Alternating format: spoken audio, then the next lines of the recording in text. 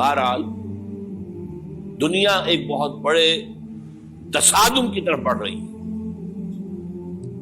اب میں اس سے اگلی بات جو کہنا چاہتا ہوں اس کے لیے پہلے سے معذرت کروں. خوشخبری میں نے دی ہے تو بدخبری بھی مجھے دی.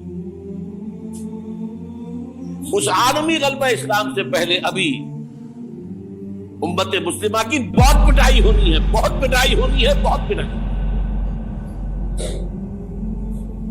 یہ میں نہیں کہہ رہا، حضور نے کہا.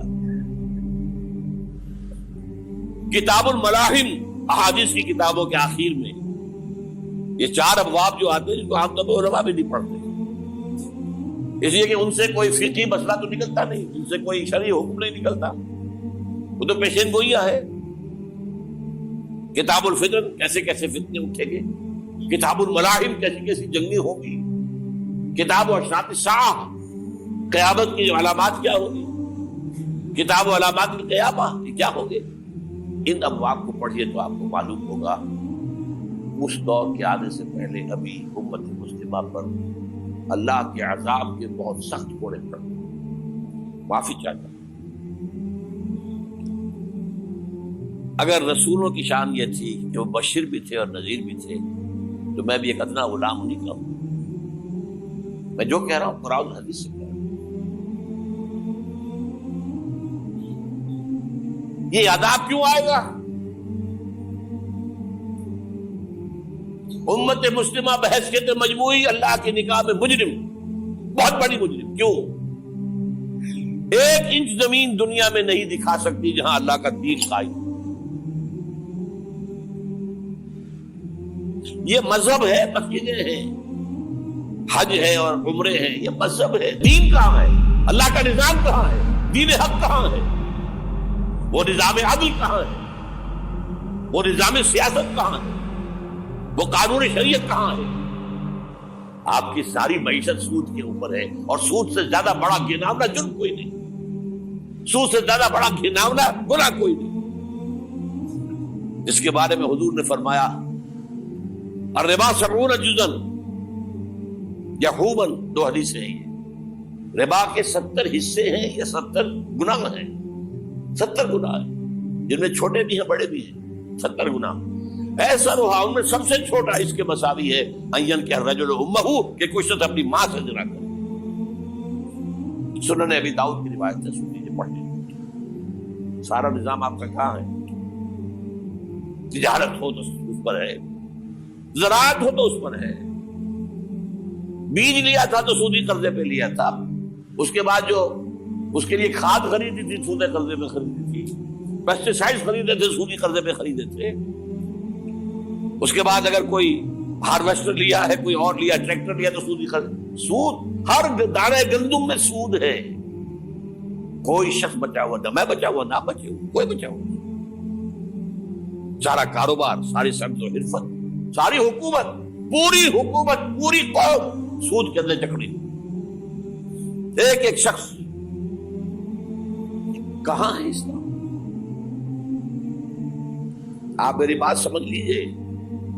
اسلام کے 2 حصے کر لیجئے. اسلام بطور مذہب، اسلام بطور دین.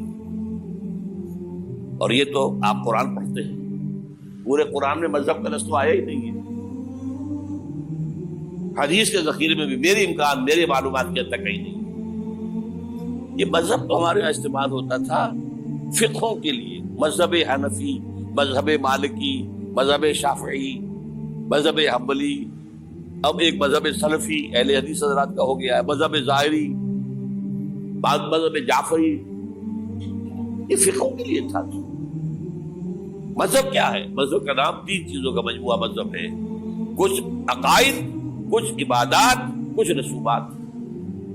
بچہ پیدا ہوگا تو کیا کریں گے؟ عقیقہ کریں گے.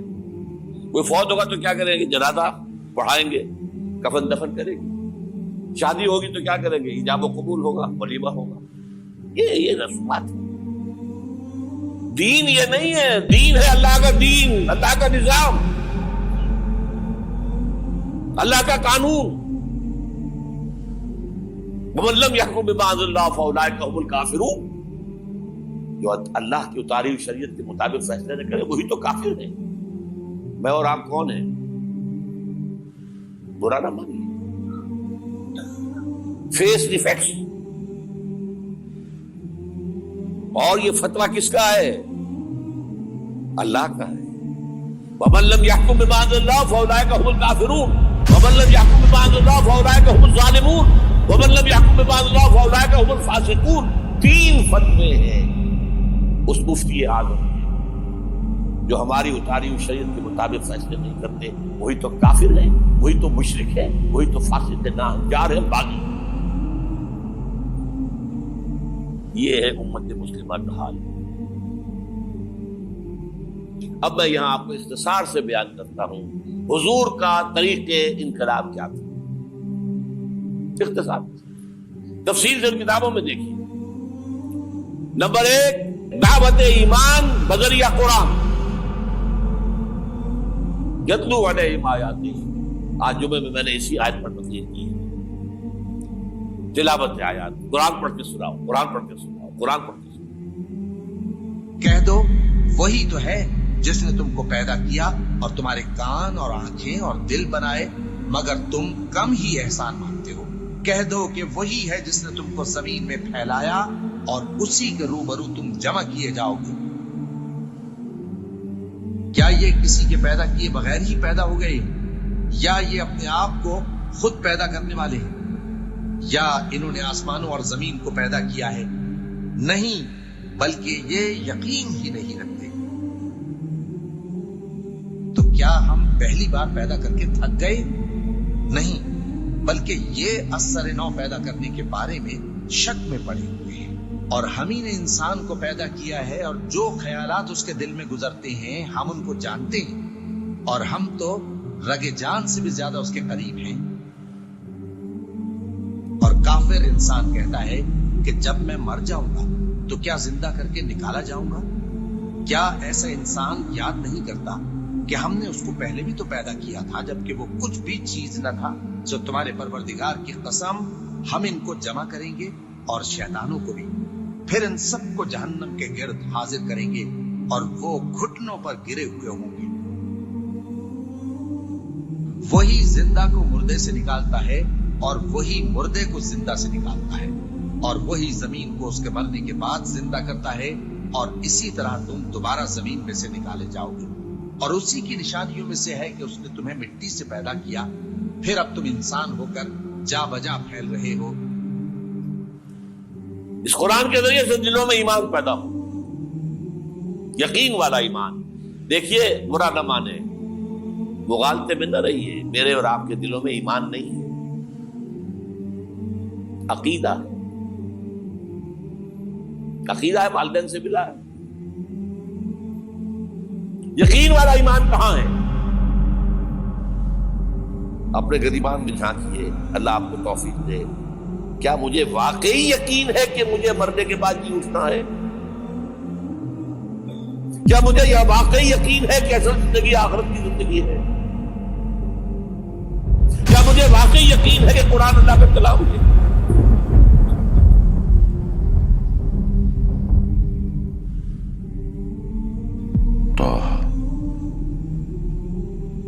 ما أنزلنا عليك القرآن لتشقى إلا تذكرة لمن يخشى تنزيلا ممن خلق الأرض والسماوات العلى الرحمن على العرش استوى له ما في السماوات وما في الأرض وما بينهما وما تحت الثرى وأن تجهر بالقول فإنه يعلم السر وأخفى الله لا إله إلا هو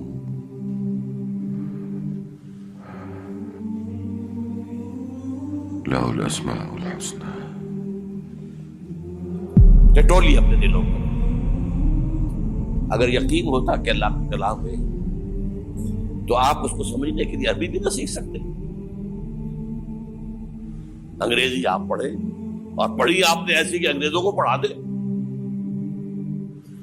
کیا نہیں کیا, پی ایچ ڈیز کر رہے ہیں, کون کون سے فنون نہیں سیکھے, ڈاکٹر اتنی عربی نہیں سیکھی دعویٰ ہے کہ تمہارا یقین تھا میری کتاب پر، اللہ پوچھے گا تمہارا سلوک کیا تھا میری کتاب کے ساتھ، تم نے پڑھا اس کو، سمجھا اسے سمجھنے کے لیے عربی سیکھی؟ نہیں، تو تم جھوٹ بول رہے ہو، تمہارا کوئی ایمان نہیں تھا میری کتاب۔ ما آمن بالقرآن من استحل محارمہ، جنہوں نے سود کو اپنے پورے نظام کی جڑ بنیاد بنایا ہو، ان کا ایمان کوئی ہے اللہ پر؟ حضور فرماتے ہیں کہ جس شخص نے حرام کسی شے کو اپنے لیے حلال کر لیا اس کا کوئی ایمان نہیں۔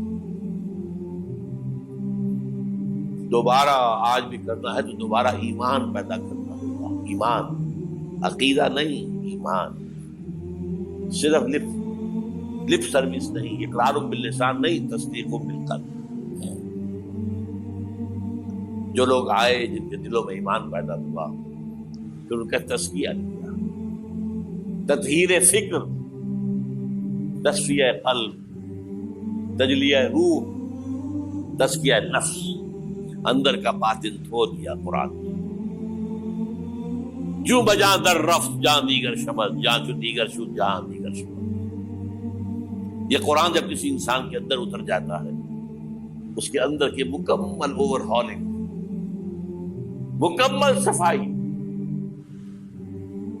دماغ کی صفائی غلط نظریات سے، دل کی صفائی غلط نیتوں سے، غلط ارادوں سے،